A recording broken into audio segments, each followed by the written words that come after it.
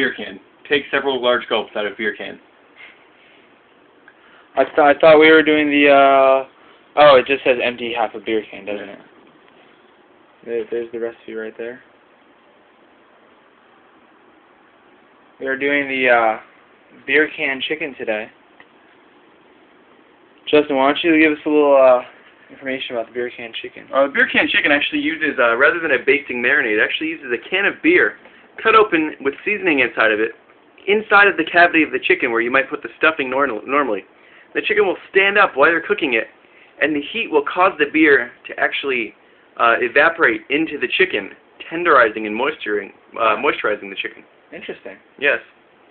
So, what else are we going to have with this chicken? Corn on the cob. And some sort of potato, perhaps. We haven't figured it out yet. Interesting. Well, I'll let you get to it. Alright.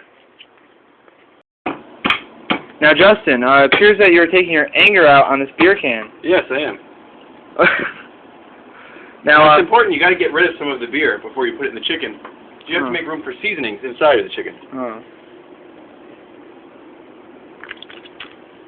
I see. Now, what are the holes for? Now, the holes are to, well, some recipes will tell you to cut off the entire top. We're particularly going with the method where you serrate the top to allow the beer to come up and out as a vapor. But let's just say if I were to bump into this beer can while I'm setting up the chicken, I'm not going to lose the entire can immediately as I would if I sawed it off. Oh, interesting. Very, very nice. Now, are you afraid you're going to bump into the chicken or beer can? I'm more afraid once you get it all set up, because you balance the chicken on two legs and the beer can. The beer can is actually its third leg.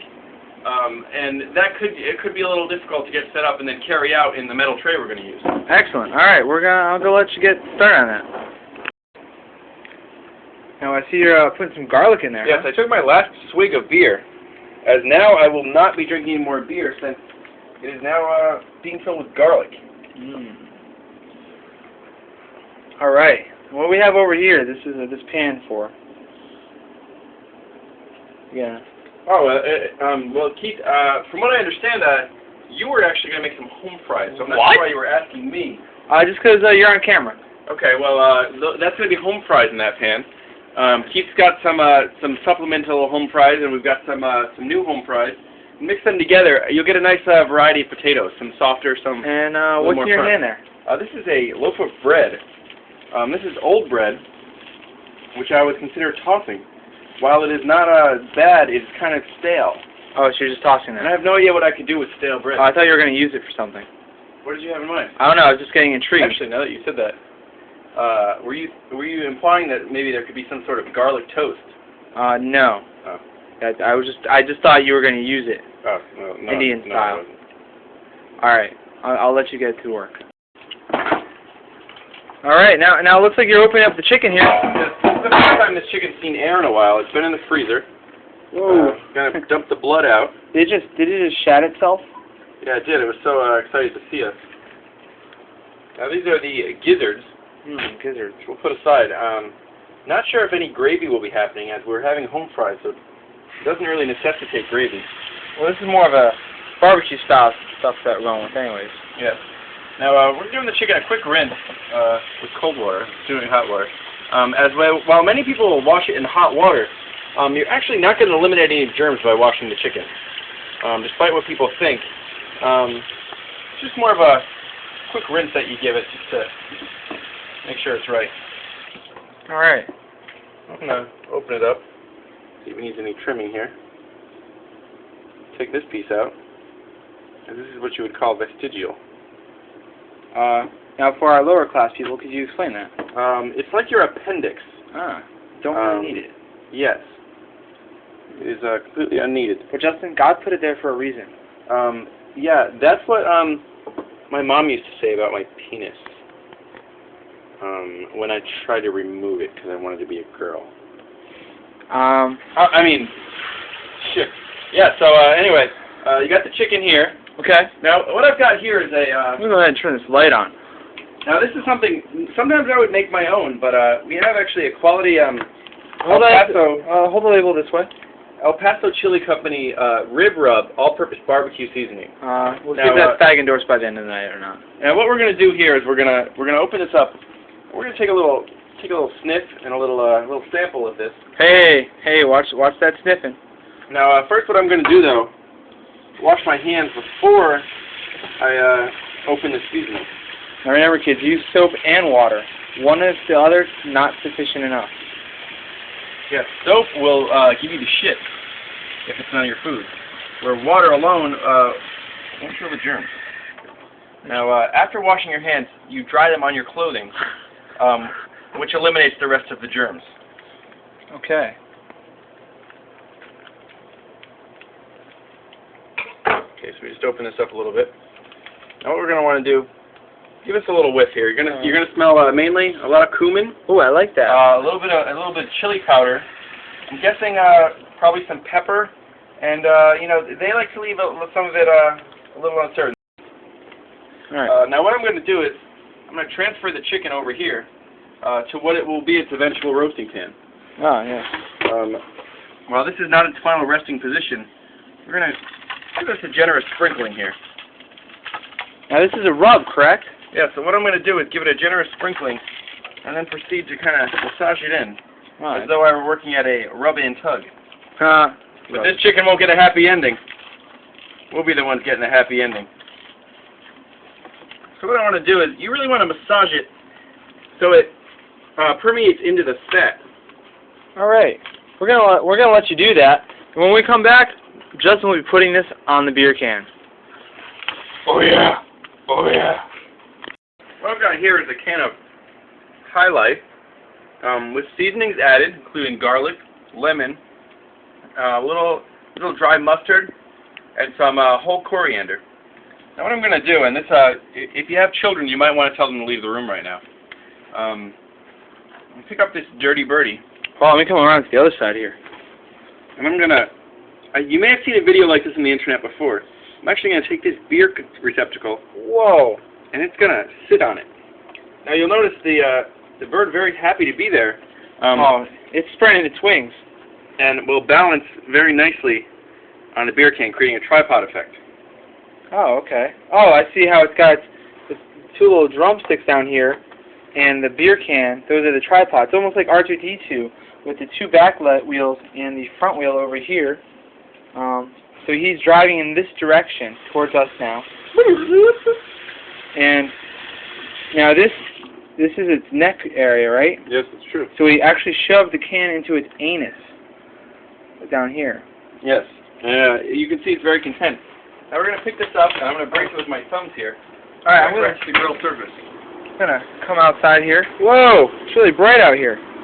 Now, the first thing we're going to want to do is, we've got this on the preheat setting. I'm going to turn that down a little bit. I'm going to go ahead and bring this off down here. Whoa. Oh, look at that grill. Now, the point of the roasting pan, which is something you won't need if you have a charcoal grill, is to keep the actual flames from licking the chicken. Oh, okay. As you want the chicken to be cooked indirectly by the heat rather than the flame. So what heat setting are we putting this on here? Currently it's on a medium-high. I'm going to verify that that's the correct setting, as you don't want to burn it on the outside in order for the chicken to be cooked throughout. And what's the cooking time on this? We're looking at about an hour and a half. All right, so we should start. So we'll be back in just a minute, and we'll show you what this looks like when it's done. 6:11 right now. Yeah. All right. Now, what are you doing here, Keith? What I'm doing is I'm slicing up some potatoes. Potatoes? Some might call it potatoes. And some former vice presidents might misspell it. So, we're going to move over here to the sink. By the sink, I mean the stove. Yeah, that's the stove. Oh, I gotta get this bad spot out of this one. Oh, I don't want any bad spots. Now, what I'm doing here is I'm slicing up into these little cubes right here. Oh, a little bad spot. And placing them into this pan, which I have not yet turned on, which is probably stupid of me. I'm going to go ahead and turn it on right now, actually. What's already in here is, put this over a medium heat, because we don't want it to cook too fast. What's inside here is, first we have some butter. Usually you can use up to a stick of butter. You want to use at least a third of a stick. Any less is not enough. Okay. Now, then the next thing I do is I take a onion and slice it and put it, line the bottom of the pan on top of the butter layer with the onion. This is just good practice. No good reason for it, just to taste good, alright? And now we're just doing the potatoes here. And in a minute we're going to add the seasoning. So I'm going to go ahead and finish these potatoes up. Oh hey, welcome back. Now we got all the potatoes in here. The butter's melting at the bottom. We still have it on the medium heat. We're going to start adding the spices, or seasonings. You start with salt and pepper. You got it. Salt and pepper, you know. Basic for everything. I use 2 different kinds of peppers. I used to like to use that, fresh mill pepper. There we go. A couple good turns there. And then put the cutting board away accidentally already, so I'm going to use regular minced garlic here. Liberally, you know, use as much as you want. Now, 2 things I started adding in. I started adding in by accident chili powder. I'm going to put a little bit of that in there, not a lot. Okay, maybe more than I thought. And then, you know what? For a little bit more of a kick, cayenne pepper. This is not too much. And then, last but not least, paprika. This is probably the most essential one out of here. You just wanna, you gotta hit on the bum like this, or else it doesn't come out enough. And the paprika, sticky spice? I don't know. Is it? It seems to stick together a bit. Oh, yes, inside the bottle, yeah. Because it's very fine. And then once you have all the spices in, whoa, I just had straight paprika. That's a little kick. Just gonna do a full flip there. You wanna get those onions on top now. And you're gonna wanna come in here and mix this about every 5 minutes, because you don't want it to stick to the bottom. That's why we got the full stick of butter in there. Now, one technology I actually like is when using a griddle or a surface that's more easy to clean than a pan, I actually like them to stick to the bottom a little bit so they get that crispiness. Ah, yes. You like the crispy ones. These are going to be more of a mushiness. It's an argument we have here in the household, but I'm cooking them this time, so I win. Now, Keith's in the other room. Let's go look at the chicken. What?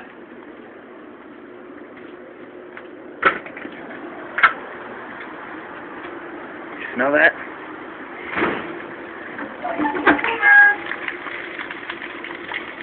That smells delicious.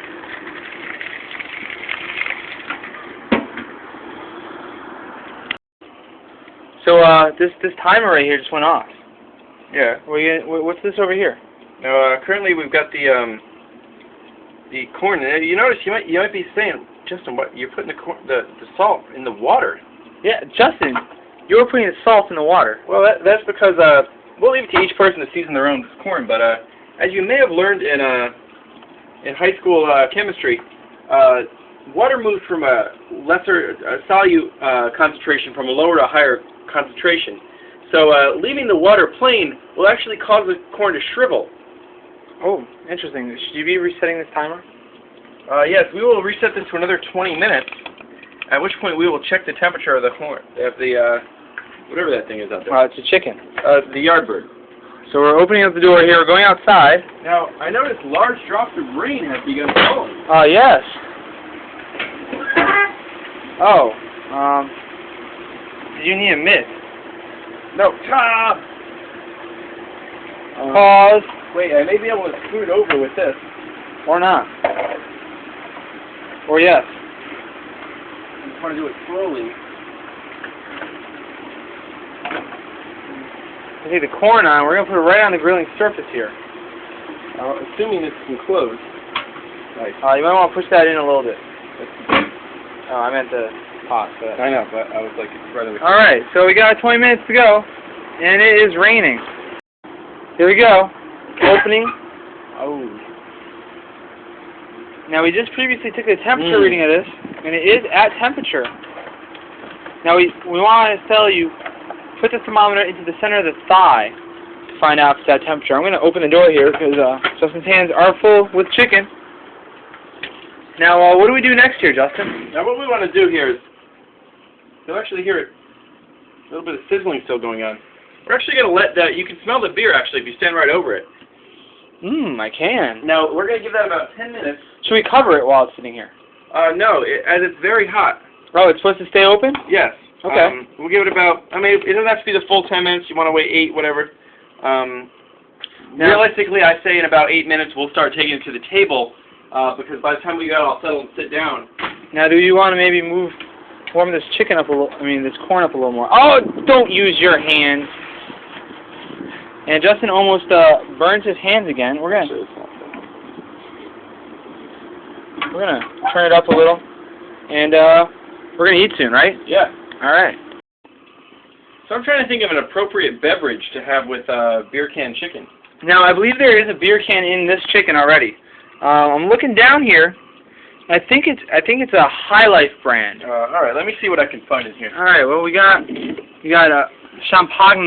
This is Asti actually. Asti Spumante. Nah, I'm not feeling Asti. No. All right, let's see what else we got. What some Grand Reserve California champagne. No. California champagne's an oxymoron actually. Oh, yeah, because champagne only comes from one place in the world, doesn't it? Let's see what else we got. Andre California champagne. More. What? Why do we have so much champagne? We had a party where we had mimosas. Anyways, let's keep looking. Let's see, we got... Change your latitude? Nah, we like it where we are. Ryan is actually not coming over, so... Alright, let's see, we got Sam Adams White Ale. Oh, nah, it's a little, I don't know, it's a little thick. Miller Lite? Oh, that's close.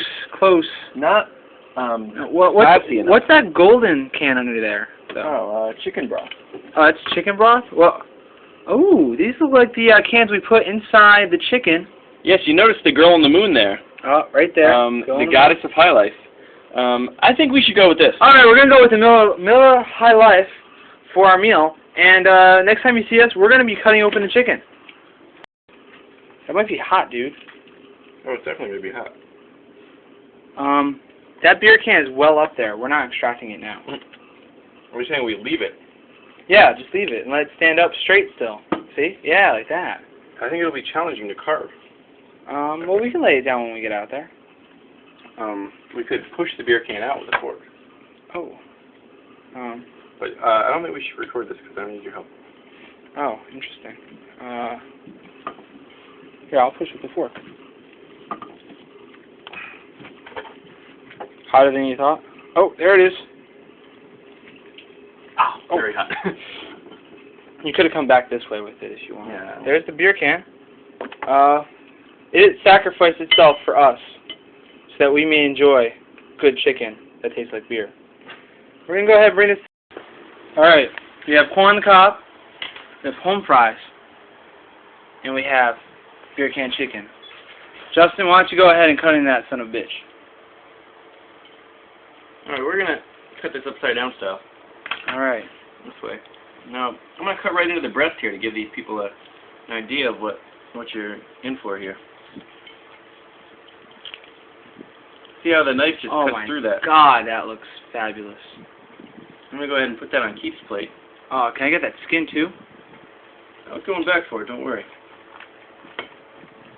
Oh my god, look how tender and moist that is.